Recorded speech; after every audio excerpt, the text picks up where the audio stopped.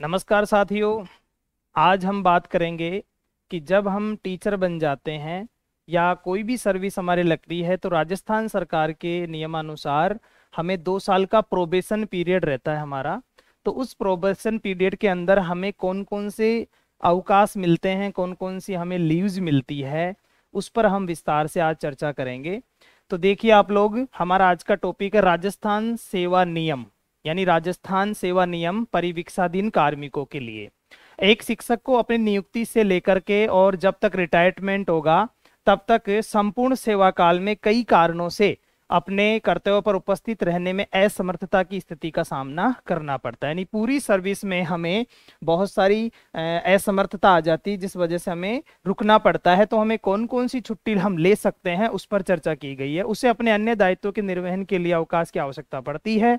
इस सत्र में हम इससे संबंधित बात करेंगे। तो आगे देखो, आगे बढ़ते हैं अपन। परिवीक्षाधीन से तात्पर्य, सबसे पहले तो ये देखते हैं कि परिवीक्षाधीन क्या होती है। परिवीक्षाधीन को अंग्रेजी में प्रोबेशन पीरियड कहते हैं।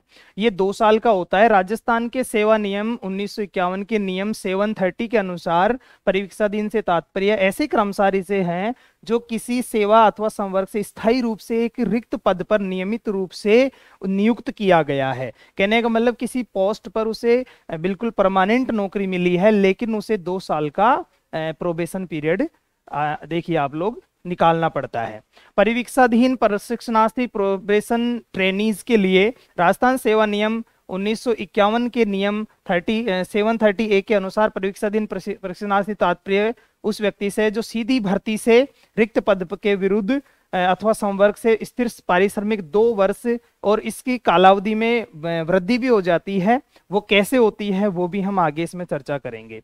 सेवा नियमों में उक्त परिविष्टि वित्त विभाग के सूचना क्रमांक ये नियम था 2006 के अनुसार 1951 के मौजूदा नियम 80A में एक अंकन किया गया है के स्थान पर प्रतिस्थापित करते हुए की गई है, जो दिनांक 20/1। हाँ, अब ये देखिए प्रोबेशन कब से शुरू हुआ है कि दिनांक 20 जनवरी 2006 या उसके बाद जो भी टीचर या जो भी कर्मचारी राजस्थान सरकार में लगते हैं उन्हें प्रोबेशन का पीरियड 2 साल का करना पड़ता है।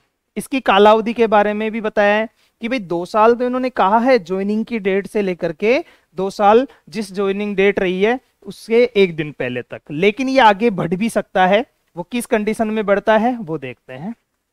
वित्त विभाग की अधिसूचना क्रमांक ये इसके अनुसार 13/3/2006 द्वारा सेवा नियमों में ये प्रावधान किया गया है कि इस डेट के बाद में प्रशिक्षणार्थी 2 साल के लिए प्रोबेशन रहेगा। कार्मिक विभाग की अधिसूचना फिर वही नियम है कि इसमें आगे बढ़ोतरी हो सकती है। वो कैसे होगी वो हम अभी बात करते हैं।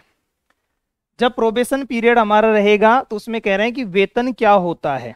वैसे वेतन हमें जो भी हम काम करते हैं उसका एक पारिश्रमिक हमें दिया जाता है। तो सेवा नियमों के अनुसार जब एक कर्मचारी हमारा स्वीकृत वेतनमान के अनुसार किसी स्तर पर मासिक भुगतान प्राप्त करता है, यानी हर महीने जो सैलरी मिलती है उसे वेतन कहते हैं। और ये वेतन 2 साल तक प्रोबेशन में फिक्स रहता है। जैसे कि शिक्षक जो होते हैं जो कि 3600 ग्रेड पे बोलते हैं उनको, तो 3600 ग्रेड पे में L1, आजकल इसको L के हिसाब से जाना जाता है, तो L10 यहां देखिए आप लोग, यह है लेवल 1 और लेवल 2। लेवल 1 होते हैं जो DLED किए हुए हों, और लेवल 1 होते हैं, लेवल 2 होती है B.Ed किए हुए हों। इनमें बस इतना ही फर्क है, ये 1 से 5 को पढ़ाते हैं, ये 6 से 8 को पढ़ाते हैं। इनकी सबकी L10 इनका वेतन होता है। L10 जिसे हम 3600 पे के नाम से जानते थे, ग्रेड पे बोलते थे, ये वेतन होता है। और ये 2 साल तक 2 ईयर तक ये 2 इयर्स तक फिक्स रहता है। इसमें कोई बढ़ोतरी नहीं होती है। फिक्स अभी इस समय फिक्स किया हुआ है 23,733 श्रेणी अध्यापकों के लिए। तो 23,700 वेतन फिक्स रहता है, वो बात बताई गई है इसमें। आगे देखो, नवनियुक्त शिक्षक जिन्हें 33 श्रेणी L1 में जानते हैं उन्हें 3600 के अनुसार L10 के अनुसार 23,700 को प्रतिमाह मिलता है, फिक्स वेतन मिलता है। परिवीक्षाधीन प्रशिक्षणार्थी को कौन कौन से अवकाश दिए गए हैं वो बात करते हैं। इसमें मुख्यतः है हमें 4 प्रकार के अवकाश मिलते हैं। कौन कौन से हैं 4 प्रकार के अवकाश? ये देखिए आप लोग, पहला जो अवकाश होता है वो होती है सीएल यानी आकस्मिक अवकाश। दूसरा इनको अवकाश मिलता है, एक तो होती है सीएल जिसे हम बोलते हैं आकस्मिक अवकाश। इसी पर चर्चा कर लेते हैं। पहले 4 प्रकार के अवकाश होते हैं। पहला हमारा है सीएल। एक परिवीक्षा दिन एक वर्ष में अधिकतम 15 सीएल ले सकता है। पहले ये नियम 12 का था, अब 15 सीएल ले सकते हैं। इसको कैसे लेते हैं वो मैं आपको समझा दूं कि अगर जिस दिन आपकी ज्वाइनिंग हुई है, ज्वाइनिंग से लेकर के 30 जून तक आपके जो टाइम आपका हो रहा है 2 महीने 3 महीने, उसके अकॉर्डिंग 1 महीने की 1.25 सीएल मानते हुए आपको उतनी सीएल लेनी है। फिर 1 जुलाई से और 30 जून तक, शिक्षा विभाग में 1 जुलाई से नया सत्र मानते हैं, तो लेकर 30 जून तक हमारी 15 सीएल होगी।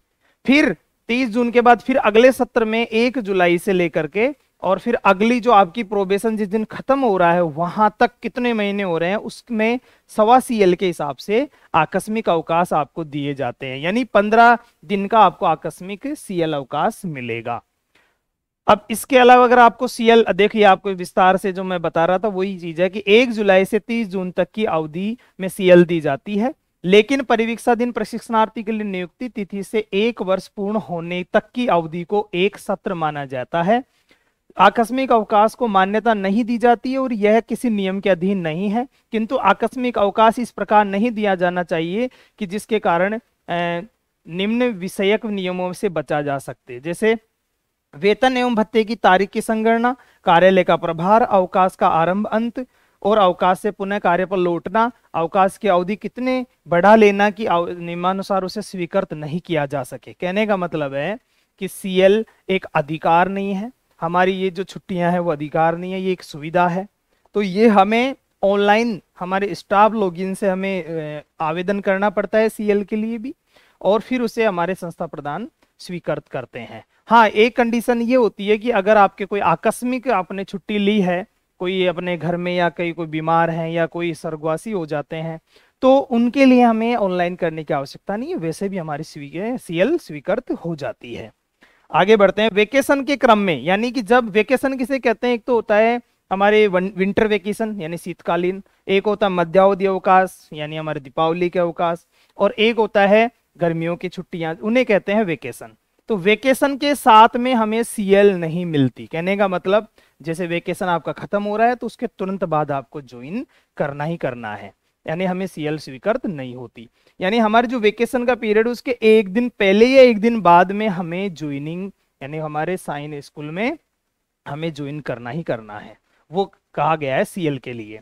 राज्य कर्मचारियों को आधे दिन का आकस्मिक अवकाश भी दिया जा सकता है, आधे दिन की सीएल भी लेते हैं। इसके लिए हमें 2 बजे तक मान्य होता है पूर्वाहन और 2 बजे के बाद मान्य होता है अपराहन। हमारे स्कूल का टाइम 10 बजे का भी होता है, 7:30 का भी होता है। तो स्कूल में ये अलग चीज है, स्कूल में भी फिर भी आपको जब आपका 7:30 का टाइम होगा तो भी आपको 1:30 बजे तक का आपका टाइम आधी सीएल के लिए है और उसके बाद का आधी सीएल के लिए है, ये नियम है।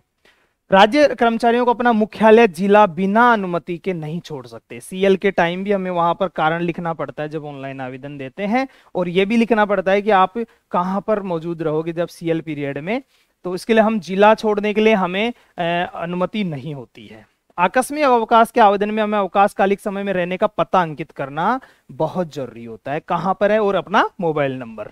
आकस्मिक अवकाश का आवेदन कार्मिक अपनी एनआईसी आईडी, वो स्टाफ लॉगिन आईडी से हमें आवेदन करना होता है, उसके लिए भी मैं अलग से वीडियो बना दूंगा। किसी भी एक राज्य कर्मचारी को अवकाश की यथार्थ मामलों में, जैसे बीमारी, देखो वो मैं कह रहा था ना कंडीशन, अस्पताल, अंत्येष्टि में उपस्थित होने हेतु अवकाश चाहने पर पूर्व स्वीकृति यानी हमें ऑनलाइन आवेदन की आवश्यकता नहीं है ऐसी कंडीशन में। अब आता है नंबर 2, प्रसूति अवकाश। पहला हम आकस्मिक अवकाश पर बात कर चुके हैं, अब प्रसूति। यह प्रसूति अवकाश हमें महिला कर्मचारियों को होता है। देखिए कैसे कि 2 से अधिक कम उत्तरजीवी संतानों वाली किसी महिला सरकारी कर्मचारी को प्रसूति अवकाश उसके आरंभ की 180 दिन की कालावधि तक मंजूर कर सकेंगे।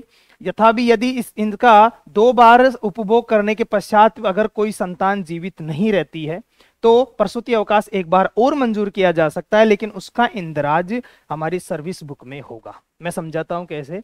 जैसे एक महिला कर्मचारी है, उनको संतान उत्पत्ति होती है, तो उसके बाद संतान से उनके लिए पालन पोषण के लिए उनको 180 यानी 6 महीने का अवकाश स्वीकृत किया जाएगा।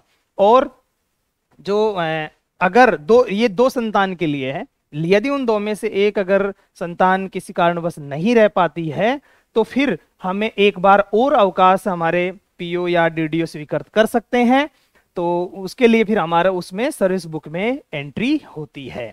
और देखिए कि भाई जैसे अभी एक गवर्नमेंट का आदेश आया कोर्ट के अधीन कि भाई जो महिला कर्मचारी है वो ज्वाइनिंग करने से अगर उन्हें पहले भी डिलीवरी होती है तो फिर भी उन्हें अवकाश स्वीकृत किया जा सकता है।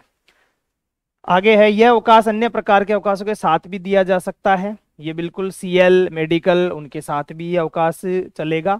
और ध्यान दें इसमें जो छुट्टियां वगैरह होगी वो सब काउंट होएगी, 6 महीने के अंदर में जो भी छुट्टी वगैरह आएगी सब काउंट होएगी। पितृत्व अवकाश नंबर 3 है। ये मातृत्व अवकाश था, अब प्रसूति अवकाश था, और अब है पितृत्व अवकाश। ये पुरुष कर्मचारियों को मिलता है। पुरुष कर्मचारियों को उनकी पत्नी की प्रसवावस्था के दौरान, ध्यान से समझना कि जैसे पुरुष कर्मचारी हैं तो उनकी पत्नी को जो प्रसव काल चल रहा है उसमें बच्चे की डिलीवरी के 15 दिन पहले से शुरू होता है, और डिलीवरी के 3 महीने के बीच बीच में आपको अवकाश ये लेना होता है। और ये 15 दिन का ले सकते हैं अपन।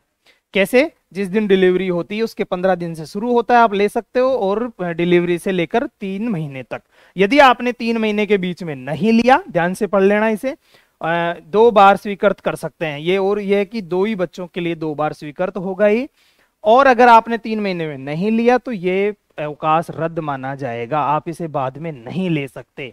तो ये पुरुष कर्मचारियों के लिए है। ऐसी छुट्टी के दौरान सरकारी कर्मचारी को छुट्टी पर जाने से ठीक पूर्व अपने जो डीडीओ होते हैं उनको अवकाश वेतन, इस अवकाश की प्रविष्टि हेतु सेवा पृथक, मतलब अपनी सर्विस बुक में ये इंदराज जरूर होगा कि आपने पितृत्व अवकाश लिया है। और अब है चौथा है असाधारण अवकाश, WPL यानी विदाउट पे लीव, यानी हम बिना पेमेंट के भी छुट्टी पर रह सकते हैं, हमें वेतन नहीं मिलेगा। लेकिन प्रोबेशन पीरियड में यदि आप, ध्यान से समझना इसे, विदाउट पे लीव को मैं और गहराई से बता देता हूं।